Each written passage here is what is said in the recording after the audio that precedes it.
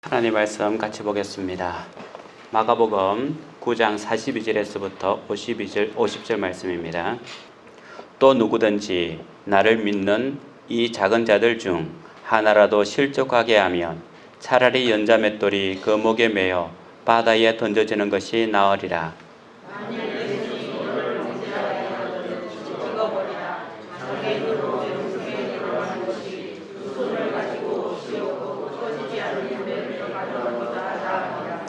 만일 내 발이 너를 범죄하게 하거든 찍어버리라. 다리 저는 자로 영생에 들어가는 것이 두 발을 가지고 지옥에 던져지는 것보다 나으니라.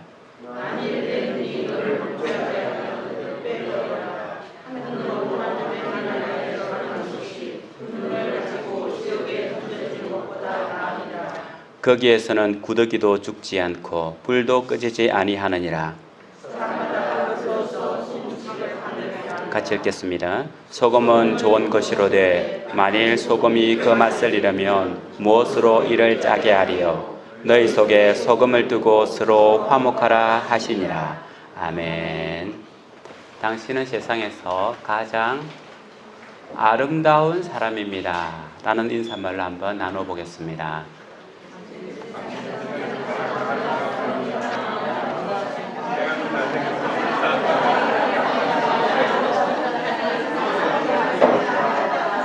그런 것 같아요. 하나님께서는 여러분들을 세상에서 가장 아름다운 존재로 보고 계십니다.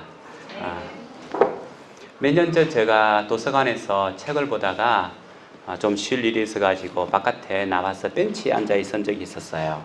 그때 어떤 할머니 한 분이 다가오더니만 저에게 어떤 책을 막 보여주면서 이야기를 하는 거예요.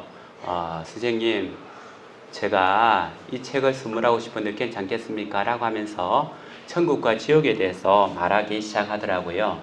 대충 어딘지 아시겠죠? 그죠? 책을 주면서 하는 곳이니까. 그러면서 저에게 이제 천국과 지옥에 대해서 이야기하려고 해서 저는 교회 다닙니다. 교회 다니니까 저에게 말씀 안 하셔도 됩니다. 라고 굉장히 제 인격을 다해서 정중하게 거절을 했습니다. 그런데 그 할머니가 괜찮다면서 꼭 자기 이야기를 들어보라는 거예요. 그 할머니가 그러니까 저도 마음을 다해서 들어보려고 하니까 이제 자기가 가지고 있는 성경을 펼치면서 천국과 지옥에 대해서 막 설명을 해 나가더라고요. 그러면서 결론적으로 하는 말이 뭐냐 하면 우리 왕국에 오면 천국에 들어갈 수 있습니다 하면서 이해하면서 지옥은 하나의 상징으로 이야기를 하더라고요. 지옥은 실제 있는 것이 아니고 하나의 상징입니다 라고 하는 쪽으로 그 할머니가 이야기하길래 그래서 제가 다시 그분의 성경을 받아가지고는 성경 여러 군데를 찾아가면서 지옥은 상징적인 것이 아니라 실제 존재하는 것입니다 라고 하는 부분을 막 성경을 찾아서 설명을 해줬어요. 그랬더니 할머니가 뭐라고 하냐 하면 그러면 우리 왕국에 오시면 좀 더 잘 알 수 있습니다 라고 이야기를 했습니다. 그래서 제가 한마디 했죠. 그러면 먼저 제가 다니는 교회에 먼저 오시죠. 그러면 제가 왕국에 가보도록 하겠습니다 라고 했더니만 그 할머니가 자리를 떠났는데요. 지옥은 상징적인 것일까요? 실제적인 것일까요? 그렇죠. 우리는 그렇게 고백할 수 있는데 많은 분들은 상징적인 것, 어쩌면 또 없으면 좋은 것으로 생각하는 분들도 있습니다. 그런데 한 번씩 사후 세계를 다녀왔다라고 하는 사람들의 이야기를 다 믿을 수는 없고 다 받아들일 수는 없지만 그분들이 하는 공통적인 이야기는 자기의 심장이 멈추고 목숨이 끊어질 때에 자기의 영이 대부분 바깥에 나가서 전체를 바라봤다라고 하는 이야기를 해요. 자기 남편이 자기의 손을 잡고는 막 슬피 우는 것, 자녀들이 굉장히 괴로워하는 모습들, 그리고 의사가 이제는 사망 선고를 내리는 모습들을 본다는 거예요. 그리고 나서는 누군가의 손에 이끌려서 가다가 다시 돌아왔다라고 하는 것이 예를 들면 사후 세계에 다녀왔던 사람들이 공통적으로 하는 이야기입니다. 조금 전에 말씀을 드린 것처럼 사후 세계에 다녀온 그 사람들을 우리가 다 믿을 필요는 없지만 분명한 것은 그 사람들의 이야기를 믿지 못해도 진리된 성경의 이야기를 분명히 살펴본다면 사후 세계는 그리고 지옥과 천국은 상징, 상상 또는 사람들에게 겁을 주기 위해서 존재하는 것이 아니라 실제적인 것이라고 하는 것을 우리가 잘 알 수 있습니다. 여러분들은 천국을 믿으십니까? 그리고 또한 지옥을 믿으십니까? 많은 종교들은요, 천국에 대해서는 이야기를 잘 합니다. 그런데 지옥에 대해서는 이야기를 하지 않으려고 해요. 교회들도 그렇습니다. 갈수록 천국에 대해서는 부각시킵니다. 그래서 누구든지 천국에 들어갈 수 있다라고 하는 소망과 희망을 주지만 지옥에 대해서는 더 이상 말하려고 하지 않습니다. 왜냐하면 누구든지 지옥이라고 하는 것은 거부하고 싶고, 근데 여러분, 만일 우리 사후세계에 있어서 지옥이 없다라고 한다면 우리는 어떻게 될까요? 저는 굉장히 복음일 것 같아요. 제가 왜 이 자리에서 이렇게 있을 필요가 있겠습니까?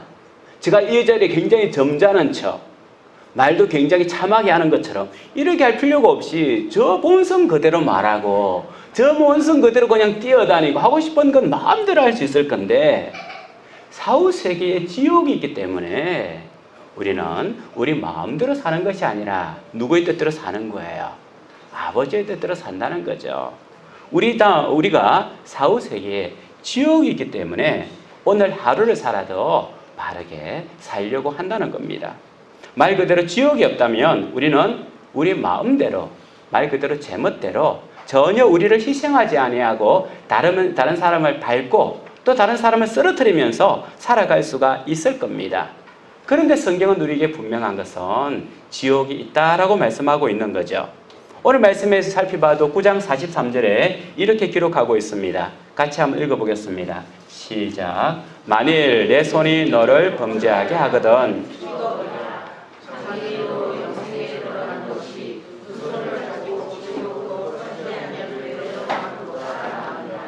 예, 43절, 45절, 47절은 굉장히 잔인한 말씀인 것 같아요. 성경에서 이렇게 잔인한 말씀이, 이 성경이 이렇게 잔인한 말씀을 기록해도 될까? 팔이 잘못했다고 팔을 찍어버리고, 발이 잘못했다고 발을 찍어버리고, 눈이 잘못했다고 눈을 어떻게 해버리는, 제거해버리는 이런 잔인한 말이 성경에 있을 수 있을까라고 할 만큼이나 이 말씀이 이렇게 기록되어 있는데요. 조금 전에 보았던 43절, 45절, 47절에는 똑같이 지옥에 던져지는 것보다 라고 이야기하면서 지옥에 대해서 우리에게 분명하게 이야기해 주고 있습니다. 3절에 걸쳐서, 3번에 걸쳐서 계속해서 우리에게 지옥에 대해서 말씀해 주고 있는 것이죠. 성경은 어떤 곳일까? 성경에서 말하고 있는 지옥은 어떤 곳일까요? 성경에 보면 구약 성경에는 소울이라고 하는 단어로, 음부라고 하는 단어로 구성되어 있고, 신약에서는 하데스라고 하는 단어로 대부분 나와 있는데요. 오늘 성경에 나와 있는 이 지옥이라고 하는 원어는 게헨나라고 하는 단어를 사용을 하고 있습니다. 예수님께서 사용하신 지옥의 단어는 게헨나예요. 게는 언덕, 골짜기라고 하는 뜻이고, 헨나는 이건 헬라어인데 히브리어를 음력을 하다 보니까 흰놈이라고 하는 단어를 히브리어로 그렇게 헬라어로 그렇게 번역한 겁니다. 그러면 다른 말로는 뭐냐면 골짜기인데 어디 골짜기냐 하면 흰놈의 골짜기다라고 하는 단어로 사용할 수 있는 거죠. 그래서 게헨나는 정확하게는 흰놈의 골짜기라고 하는, 제가 욕을 하는 게 아니에요. 말 그대로 흰놈이라고 하는 골짜기의 이름입니다. 목사님이 왜 놈자를 붙이고 그러나라고 생각하지 마시고, 이건 예루살렘에 있는 서남쪽에, 남서쪽에 있는 깊은 골짜기예요. 이 골짜기를 이렇게 흰놈의 골짜기라고 이야기를 하는데, 이 골짜기에는 어떤 일이 있었냐 하면 옛날 아하스 왕 때, 지금으로부터 한 2700년 전 일인데요. 2700년 전 아하스 왕 때에 그곳에서 신전이 있었어요. 소리가 나는 것 같은데요. 예, 이제 됐습니까? 예. 아하스 왕 때에 신전이 있었는데요. 그 신전에서는 몰렉신이라고 하는 신을 섬겼어요. 몰렉신이라고 하는 건 머리는 황소가 되어 있고 황소로 되어 있는 신이었는데요. 이 황소 앞에 몰렉 신에게 제사를 드리는데 무엇을 제사를 드리냐면 아이들을 제사로 드렸어요. 그래서 아하스 왕과 므낫세 왕은 왕자, 자기의 아들을 제사로 드린 적이 있습니다. 왕이 자기의 아들을 제사로 드렸으니 일반 백성들은 오죽했겠습니까? 그죠? 그래서 이 황소, 이 몰렉 앞에 뜨거운 불 속으로 자녀들을 보내게 해서 태워서 신께 바치는 인신제사가 있는 곳이 바로 이곳이었습니다. 그런 후 한 100년 지나고 나서 요아스라고 하는 경건한 이제 왕이 나타나면서 이것을 폐지를 했어요. 이 폐지를 한 후에 이 골짜기에는 이스라엘 사람들이 굉장히 생각만 해도 어떤 곳입니까? 굉장히 공포스럽고 혐오스럽고 사람들이 가까이 가고 싶지 않은 그런 곳이겠죠. 그래서 사람들은 그 골짜기에다 이제는 쓰레기를 버리기 시작합니다. 쓰레기도 버리고 집에서 키우던 강아지나 개, 죽은 동물들의 시체도 그곳에 버려요. 또한 그렇죠. 됐습니까 이제? 예. 또한 어떤 것도 버리냐면 사람들이 죽은 시체들, 예를 들면 불황자, 길에서 그냥 죽은 시체들도 끌고 와서는 거기에다가 버리고 또 병들었던 시체들도 그곳에다가 그냥 그렇게 버리는 거예요. 그러다 보니까 그 흰놈의 골짜기에는 동물의 사체뿐만 아니라 쓰레기, 죽은 사람의 시체, 이런 시체들이 덕실덕실거리는, 그러다 보니까 여기에서 이 시체들을 먹고 사는 구더기들이 끊임없이, 쥐들이 끊임없이 달가닥거리면서 이 시체들을 뜯어먹고 사는 굉장히 혐오스러운 곳이었어요. 그래서 사람들이 이것이 지저분하니까 어떻게 했냐면은 불을 지릅니다. 시체를 태울 때 불을 지르고 동물을 태울 때 불을 지르다 보니까 이 골짜기에는 항상 불이 타 있는 거예요. 항상 불이 타고 타다만 시체들과 타다만 이런 동물들이 느절비하게 있는, 그래서 사람들이 생각할 때 이 흰놈의 골짜기는 너무너무 혐오스럽고 공포스럽고 가기 싫은 곳이에요. 그래서 오늘 성경에 보면 게헨나는 뭘 생각하냐 하면 이 골짜기를 보면서 지옥을 연상하게 하는 겁니다. 그래서 게헨나라고 하는 것은 지옥을 연상하게 하는 곳이라고 하는 것을 알 수 있어요. 조금 전에 말했던 것처럼 사람이 죽어서 끊임없이 불타는 그 불 속에 있는, 끊임없이 구더기가 자기 살을 파묻고 있는, 그래서 요한계시록에 있어서는 지옥을 뭐라고 표현하고 있냐 하면 구더기가 죽지 않고 불이 꺼지지 않는다. 우리의 육체를 구더기가 끊임없이 갉아먹고 불이 끊임없이 태우는 모습으로 지옥을 그렇게 묘사하고 있습니다. 오늘 성경에 보면 예수님께서는 이 게헨나를 사용하고 있습니다. 이후에 조금 전에 말씀드린 것처럼 이 장소는 저주의 장소, 죽음의 장소, 공포와 혐오의 장소로 바뀌게 된 거죠.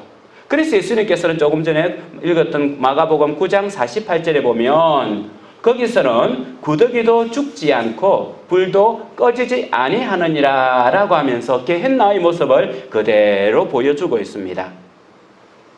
지금은 게헨나는 깨끗하게 정리되어 있습니다. 순례객들을 맞이하고 하나님을 위해서 깨끗하게 맞이되어 있지만 예수님께서 가셨을 그때에는 그 부분이 없었던 거죠. 오늘 성경에 보면 44절과 46절은 여러분들이 볼 때 없음 그렇게 기록되어 있을 거예요. 그런데 이 없음 말씀은 어떤 말씀에 반복되냐 하면 48절이 반복되는 말씀으로 다른 성경에는 기록되어 있습니다. 다른 말로 말한다면 43절 꺼지지 않는 불에 들어가는 것보다 나으니라. 거기에서는 구더기도 죽지 않고 불도 꺼지지 아니하느니라. 다시 45절에서 또 던져지는 것보다 나으니라. 거기에서는 구더기도 죽지 않고 불도 꺼지지 아니하느니라. 47절에 이렇게 말씀하고 나서 48절 또다시 거기에서는 구더기도 죽지 않고 불도 꺼지지 아니하느니라. 이렇게 말씀이 반복되는 거예요. 여러분 한번 생각을 해보십시오. 예수님께 이 말씀을 지금 반복해서 말씀하고 있는 거예요. 그곳은 구더기도 죽지 않고 불도 꺼지지 않는 곳이다. 구더기도 죽지 않고 불도 꺼지지 않는 곳이다. 구더기도 죽지 않고 불도 꺼지지 않는 곳이다. 계속해서 우령부처럼 그렇게 예수님께서는 강조하고 있습니다. 왜 그렇다는 거예요? 지옥에서의 고통은 끝이 없다는 거예요. 지옥에서의 고통은 영원하며 견딜 수 없는 고통이기 때문에 예수님께서는 이것을 지속해서 강조하면서 3번 이야기 지속해서 구령구처럼 말씀해내고 있습니다. 우리는 지옥이 어떤 곳인지 아는 것도 중요하지만 지옥에 어떤 사람이 들어가는지를 아는 것이 더 중요합니다. 지옥은 어떤 사람이 들어갑니까? 43절에 보면 이렇게 기록하고 있습니다. 만일 내 손이 너를 범죄하거든 찍어버리라. 45절에 만일 내 발이 너를 범죄하거든 찍어버리라. 47절에 만일 내 손이 너를 범죄하거든 찍어버리라. 말씀이 굉장히 법률적으로 되어 있어요. 내 손이, 만일 내 손이, 만일 내 발이, 만일 내 눈이 하면서 계속해서 법률적으로 표현하고 있는 거죠. 성경에서 말하고 있는 손, 발, 눈이 범죄하거든 찍어버리라, 찍어버리라 라고 우리에게 빼버리라 라고 말씀하고 있습니다. 우리 몸에는 여러 가지 신체가 있죠. 눈도 있거니와 코도 있고 귀도 있고 입도 있어요. 손도 있지만 몸뚱아리도 있고요. 다리도 있습니다. 그런데 왜 성경에서는 이렇게 굳이 손, 발, 눈을 강조했을까요?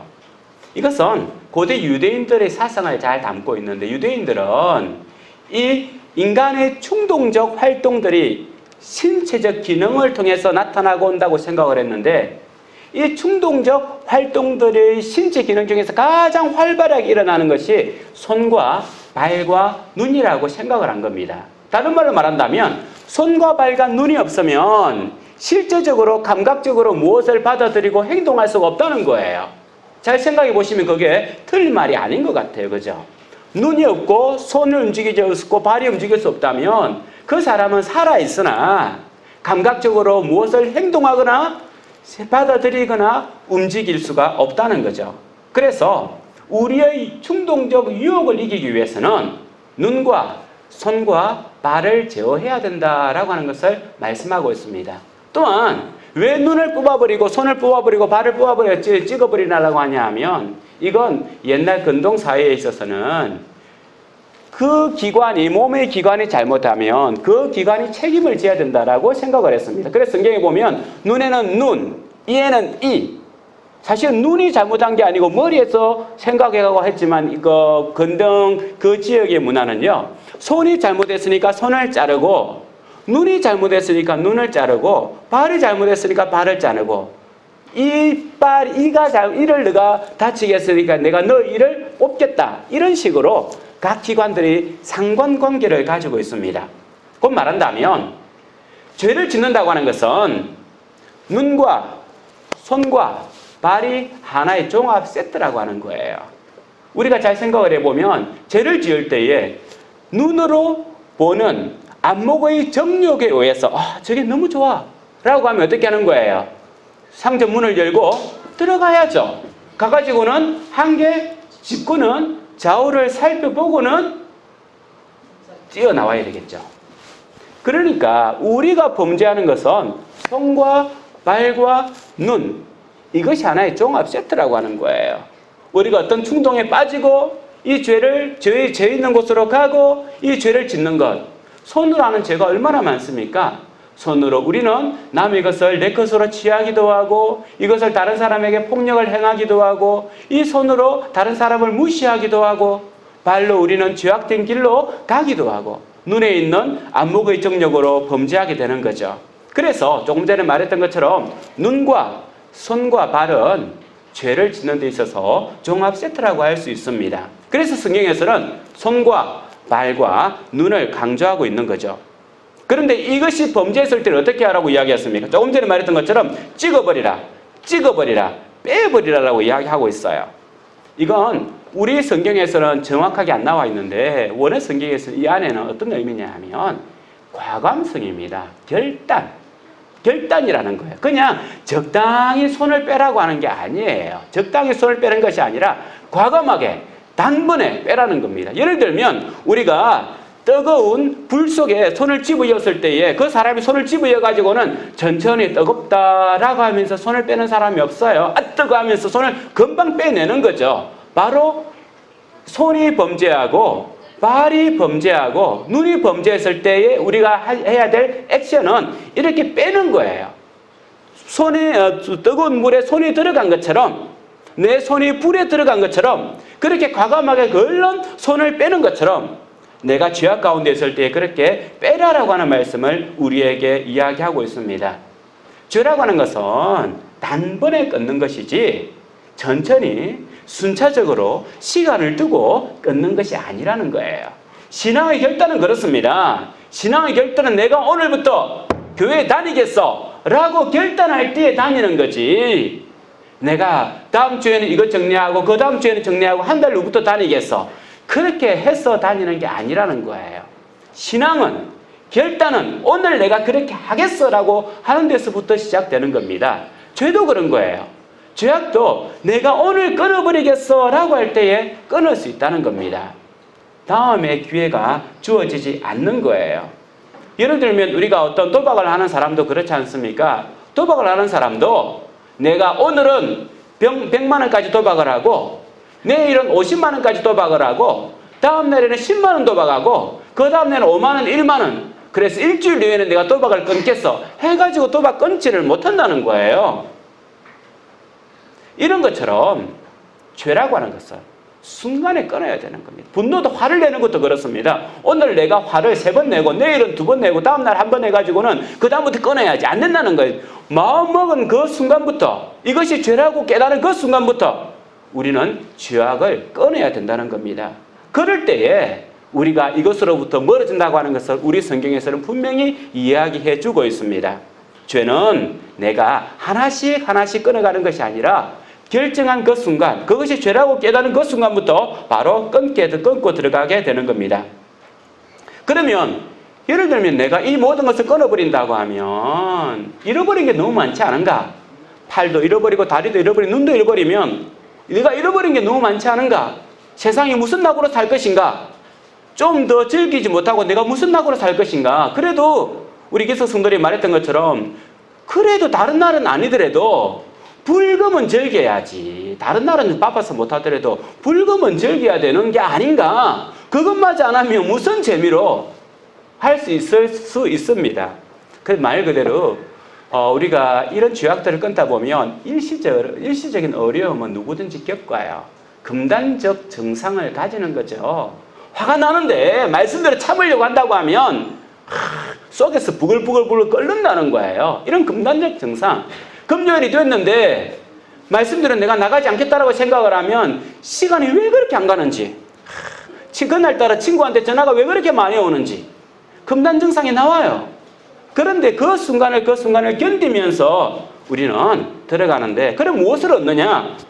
43절과 45절, 47절에는 똑같이 또한 반복하고 있습니다. 43절에서는 영생에 들어간다. 45절에서도 영생에 들어간다. 47절에서도 하나님 나라에 들어간다 라고 말씀하고 있습니다.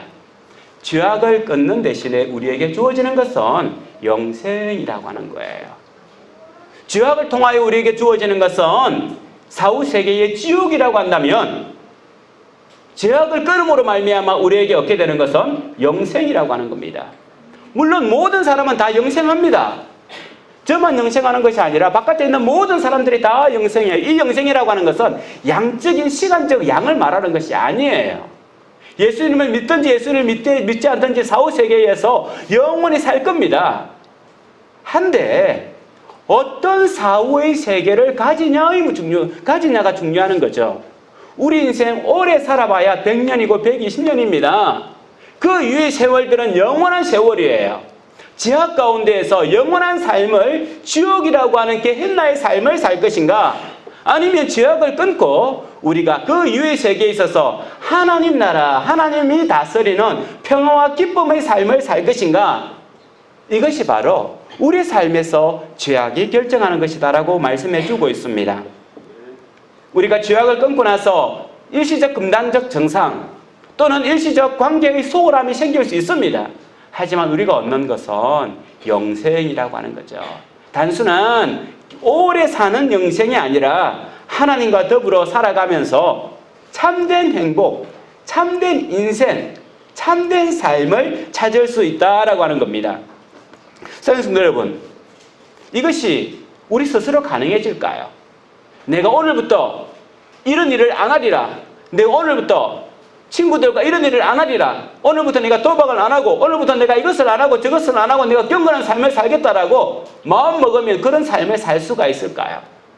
사람의 능력으로는 결코 그럴 수가 없습니다. 우리는 이미 죄악 가운데 태어났고 죄악으로 살아가는 사람들이기 때문에 내가 아무리 그렇게 결심한다 할지라도 그런 삶을 살 수가 없어요. 그래서 중요한 것이 예수님께서 말씀하신 믿음이라고 하는 겁니다. 믿음 없이는 결코 우리가 경건과 거룩한 삶을 살 수가 없는 거죠.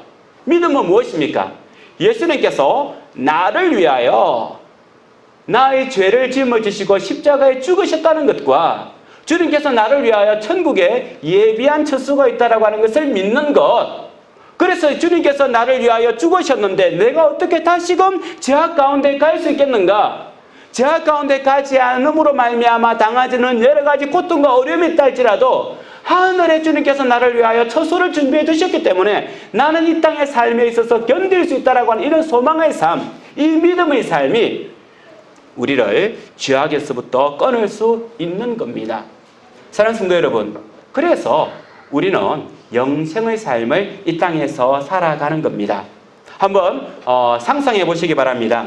누군가에게 여러분에게 캄캄한 밤에 손전등을 하나 주면서 저택에 가서 큰 저택에 가서 쉬라고 이야기했어요. 그럼 여러분들이 손전등을 가지고는 길을 비춰가지고는 외진 길을 비춰가지고는 그 비그덕거리면서 큰 대문을 들어섰습니다. 그 손전등이 가르쳐주는 대로 길을 따라서 집 안에 있는 대문을 열고 그 안에 들어섰습니다. 그 안에 들어서 손등을 가지고 벽을 비춰보니까 저쪽에는 책도 있고요. 또 이쪽에 비춰보니까 이쪽에 인형도 있고 또 저쪽에 쳐다보니까 도자기도 있고 희양찬란한 많은 것이 있는데 그 순간에 여러분 그것이 희양찬란하게 보이겠습니까? 공포스럽게 보이겠습니까? 여러분들을 불안하게 만들 거지 않습니까? 그죠? 그러면서 방을 열고 왔더니 침대가 있어요. 그러면 붙여보니까 이제 하얀 침대가 있습니다. 아, 이곳에서 내가 자라고 하는 것인가 보다 싶어서 그곳에서 여러분들이 편안하게 잠을 잘 수 있겠습니까? 그 힘이 멀거한 도자기들, 책들, 인형들 생각하면서 불안해서 잠을 잘 수가 없을 거예요. 그런데 그 순간 불이 환하게 들어오면서 그 저택이 환하게 밝아졌습니다. 그리고 나서 거실 문을 열고 나왔습니다. 나가보니까 조금 전에 보았던 물건들이 막 보이는 거예요. 책도 보이고, 인형도 보이고, 조금 전에 자기를 공포스럽게 했던 것이 뭡니까? 그 돌, 이런 어떤 돌이기도 하고, 그거 보면서 무엇인지 다 확인을 했습니다. 그리고 난 후에 어떻게 했습니까? 이제는 불을 끄고 잠을 자더라도 안정감을 취할 수 있는 거죠. 바로 이 조명은 하나님의 조명입니다.